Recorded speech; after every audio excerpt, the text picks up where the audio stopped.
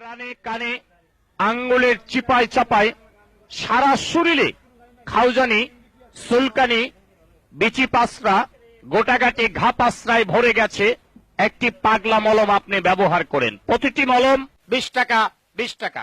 প্রস্তুত রানে এই যে এখন গরমের টাইম, অকারণে চুলকায়, ভালো শরীরে চুলকায়। আপনার রানে কানে আঙ্গুলের চিপায় চাপায় সারা শরীরে আপনার খাউজানি, সুলকানি, বিচি পাসরা, গোটাগাটি ঘা পাসরা ভরে গেছে।